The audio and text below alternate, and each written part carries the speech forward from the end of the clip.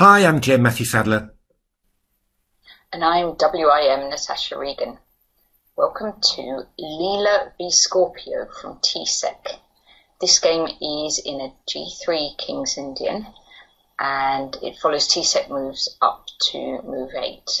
And it's also a system that English Grandmaster Keith Arkle likes to play.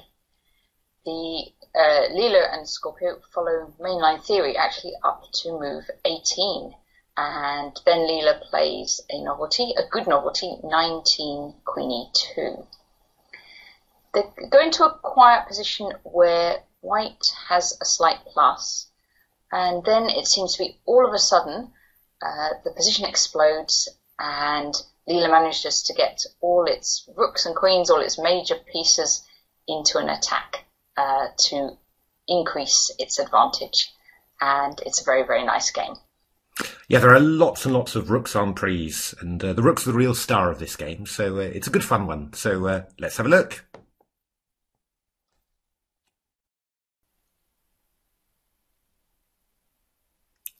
Okay, let's take a look at this game. How did it start?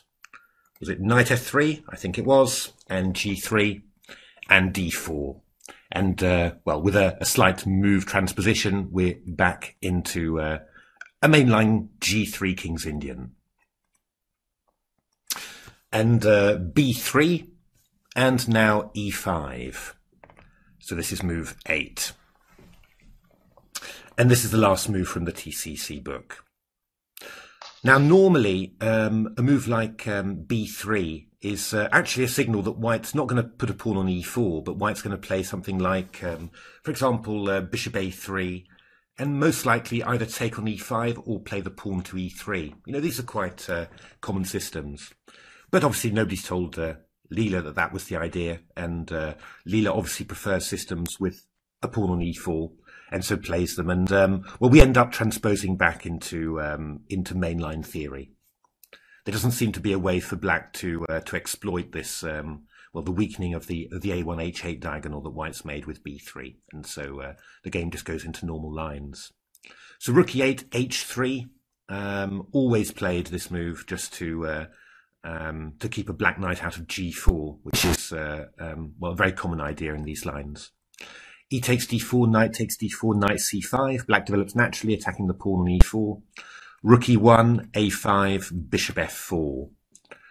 And as Natasha mentioned, I mean, this is still very much mainline theory. I think this may be, 150, 160 games in my database, at any rate from this position. And actually, even the next move is still quite mainline. I mean, knight H5 is the most popular move, just attacking that bishop on F4 and chasing it away from the attack on the pawn on D6. White probably plays bishop E3 and tries to claim that that knight on H5 is offside. But A4 that was played by Scorpio, yeah, that's also a fairly major line in my database. I've got about 30 games in it. And it's a bit of a neural net type move, pushing that pawn forwards at this stage. Yeah, that's right. And when Leela was displaying its expected moves after 13 bishop f4, then it also thought that that a4 was the best move. And I mean, I think you can see why, because it really forces some decision in the position. And in general, yeah, neural nets like to keep going, like to keep action happening in the position. So knight e6, bishop e6, bishop d6. So white's won a pawn. White's won the d6 pawn. Obviously, well, I mean, the white position is not perfect though, because it's somewhat loose. I mean, obviously the pawn on c4 is hanging, so black can get its pawn back straight away. Also, the knight on c3 is loose, and the bishop on d6 is a little way away from the rest of white's forces. So if black doesn't take that pawn on c4, if we get in c5, then we're really laughing, of course. So black played knight d7 here, which is technically a novelty, but actually transposes back into other games. Just when I ran my engine games with Fat Fritz against Stockfish again, then actually Stockfish came up with a very interesting idea, typically tactical. bishop c4, e5, and rook e6. Just attacking that bishop on d6, so e takes f6. I've just got rook takes d6. And the tactical point behind it was after f4, black plays this very risky move, knight h5, but attacking the pawn on g3, knight e4 and bishop d5. I mean, it's all hanging by a thread, but of course, if it works, then that's fine. The big point about it is that after king h2, black can take on e4 and take on d6 like this. And then take the rook on a1, you know, that loose h8 a1 diagonal coming to the fore, and then rook d8, and then knight f6. And actually black's threatening to go, after bishop f3, black plays knight e8 to pick up that pawn on d6. So white plays b5, and, well, the queen side gets liquidated, and it ends up being a draw. But that's actually a very interesting idea, this rook e6, because as far as I can see, well, certainly over the board anyway, it's never been played before. What the black players have done, so far they've been very comfortable with it. So, well, they're normally taking on c4 first, but we transpose. So bishop c4, e5, knight d7. And, okay, black's attacking the pawn on e5, so white has to do something about it. And this was the first move that caught me by surprise, but actually it's been played in 4, reasonably strong human games up till now. It's this move, rook e4. So just attacking the bishop on c4, and black's got to decide what to do about that. b5 was the move that was preferred by the engines when I ran those matches. Was slightly unpleasant for black, I have to say. The white pieces are that pawn on c6 can become weak here. Exactly, and well, what you actually see happening here is moves like this, for example, king h2, knight c4, rook e2. Yeah, I mean, I think, you know, white's just slightly better again. I mean, this kingside majority is blocking out the bishop on g7, and at some stage, you know, once you get organised enough, you'll get an f4, and then maybe g4. I think I prefer to be white here. Although, you know, in this particular position, the engines were managing to hold it. I think there was also this idea that was played a little bit, knight d5 instead of queen c8. And then the engines were sacrificing like this, you know, which was again quite dangerous for black. e6 is coming in, and of course bishop a8 is also threatened. So, no huge clear advantage for white, but definitely more pleasant, I think. Bishop e6 is the human move. And in this position, most, well, all of the white players that in the games that I saw, they played the move b5. But this tended to just lead to some liquidation after bishop f5, rook d4, queen a5, and then this e5 pawn is hanging, and the knight on c3 as well. So that tended to lead to rapid liquidation. Leela's move is much more solid, 19 queen e2. Just defending the pawn on e5 and just trying to hold what white has got. Sensible move, and I think it just gives a slight advantage to white. So Scorpio plays very reasonably, just exchanging off pieces. And now bishop e6. I mean, I was really expecting bishop g2 actually, just because after bishop e6, well, the bishop on g2 is still, I suppose, balked, you'd say, by the pawns on c6 and b7. But white does have this possibility of b5, you know, when the bishop will get very powerful. So I was kind of expecting bishop takes g2. But well, there were a few engine games in this, and well, this did turn out quite slightly difficult for black. You know, just again, you're lacking that light squared bishop really to cover entry squares on d7, for example. So you know, this turned out a little bit unpleasant for black. So bishop e6 is probably actually a more solid. Black in that last position, black just goes for swapping rooks on the d file. Well, e6 is hanging as well. So let me just show that. So bishop g2, king g2, bishop c5, rook d3. So e6 is hanging as well. So after rook d8, we could take and go queen e6 check. So black plays bishop e6. a3, nice consolidating move, queen b6 and queen b2. I mean, black could play just, quite normally with rook d8 or something like that. Maybe just try and double up the rooks on the d file and just be quite solid. But NNs are always quite adventurous. I mean, that's what makes it so much fun to look at their games. And, Scorpio spies a chance for some counterplay and goes for it. So bishop b3 and now rook d4, which was, again, probably the second rook move that surprised me. I mean, that rook just feels a bit risky and loose, really. Just on d4, attacked by a queen. There's a bishop on g7. Nothing concrete, but it just feels a bit, a little bit odd there. Just like that the rook e4 move earlier on move 18. So black played f6, obviously trying to exploit that. Bishop c5 and now queen d2. Actually quite similar to that Fat Frit Stockfish game we saw where white goes e6 and then grabs hold of the d file. Here white's giving up the e pawn again to grab the d file. Quite interesting. So it looks like there's a tactical trick for black in a moment, because look at the queen and rook lined up on that diagonal. Yeah, on the c1 h6 diagonal. So not the rook on d4, but the rook on e3. That's right. So white's threatening rook d7, and black really should do something about that. Black really should go bishop e6 to stop that. And it looks very risky, but it actually does seem to be all right. This was one of the lines that the engines were giving when white's a little bit better, but it's not dramatic or anything at all for black yet. But Scorpio played this, call it very risky or just actually probably plain bad move, f takes e5.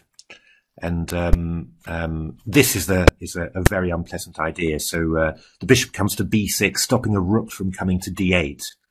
So that's going to make it very, very tough for black to extract white's rooks from its position. Well, black does what Natasha says and goes bishop h6, pinning the rook to the queen. So another moment in this game where the rooks are in danger and riskily placed. Yeah, and white now comes up with some surprising moves in order to get an advantage here. So he starts off with f4. Yeah, f4 is what comes in, and now actually it's e takes f4 does look amazingly risky, but the refutation is not 100% obvious. At any rate, I had to blink at it for a little while before I finally spotted it. So it's maybe a nice little tactical puzzle, white to play and win. It's the surprising move. Yeah, white's played rook takes b3. Exactly, and if a takes b3, the follow-up is followed up bishop d5 check. Exactly, and this is very, very unpleasant. So if black goes into the corner, then we've just simply got bishop d4 check, or queen d4 would also do the trick. And if c takes d5, then queen takes d5 check, and mate is going to follow king h8, bishop d4 check. So that's very nice. Another example where rooks are being given away. So this is a nice move. Black plays bishop c4 just to get out of that trick, and also presumably stop a white rook from moving to d3. So the white rook moves to d3. There we are. Completely ignoring that threat. And the idea is that bishop d3, queen a2 check is very strong, king h8, and queen f7. Black can carry on a bit with takes and takes. It's not lost yet, but it's a pretty unpleasant position for black. So Scorpio decides not to do that and plays rook f8.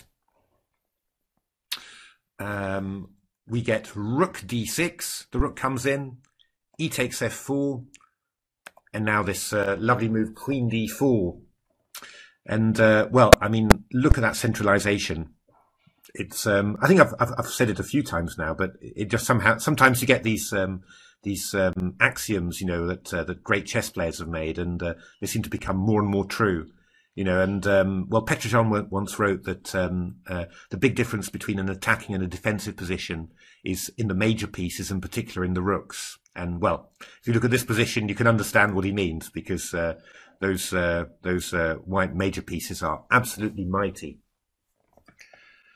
So black played bishop f7 in this position, and just to try and block that 7th rank.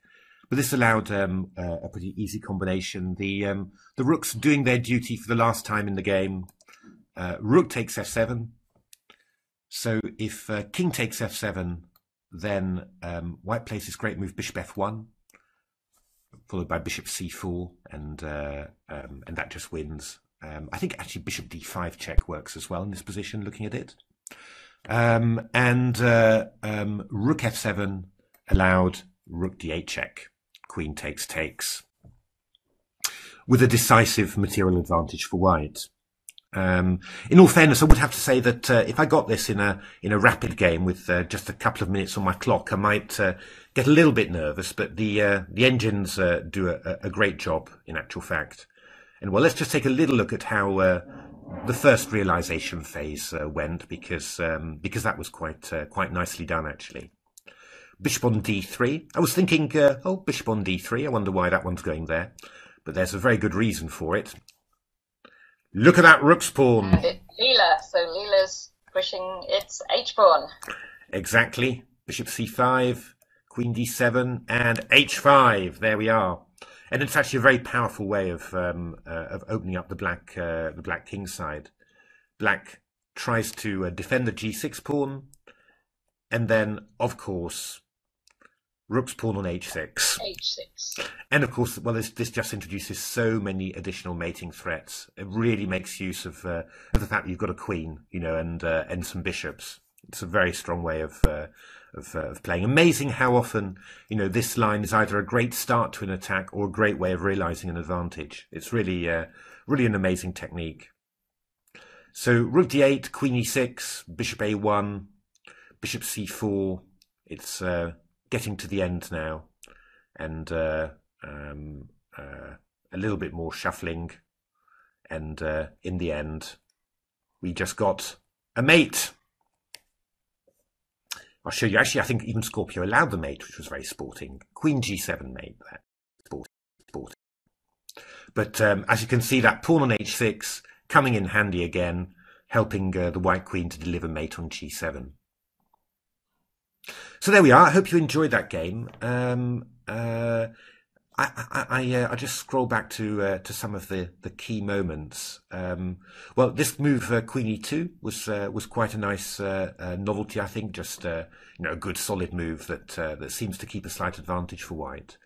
But I just loved I loved all these slightly risky rook moves all the time. You know, where the rooks are just in the centre, you know, easily attacked by stuff somehow, but always turning out right. And well, I did like this very much. This move rook d3. You know, when you know, you play through games, and then sometimes things, you know, occur to you where you just say, that's really nice. And this was one of them. And I'd also liked I like the look of this position as well. I mean, really, those rooks are incredible.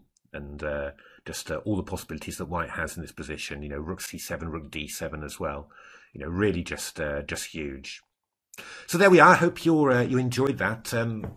Well, the Premier Division has finished, of course. Leela won that ahead of Stockfish, and now now it's the Superfinal.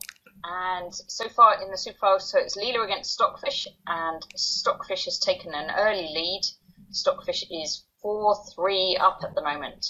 That's right, 2 wins to 1. So they traded wins in a Najdorf Sicilian, a Scheveningen Sicilian, I should say, and then just as when I got up this morning, had a look and saw that Stockfish had won a game in the Dracula Frankenstein variation. So Leela's having a go at that now. So I said, do follow this tournament, either on you know, whichever is your favourite chess site, like Chess24, or on the tcc-chess.com site. Some great chess being played there, and lots of strong machines actually looking at the game and giving their opinion as it goes on. So very, very interesting. But we'll keep on covering some more games. I think we've got a few more games from the Premier Division, a few more games to look at, and then we'll also get on to some of the Sufi games as well. So, if you haven't subscribed to our channel yet, then please subscribe. Exactly. And otherwise, take a look at our book, Game Changer. Lots of fantastic stuff in there. Lots about neural nets and how they play, and fantastic computer chess. And otherwise, keep well, keep safe, and keep watching. Thank you for watching. Thanks for watching.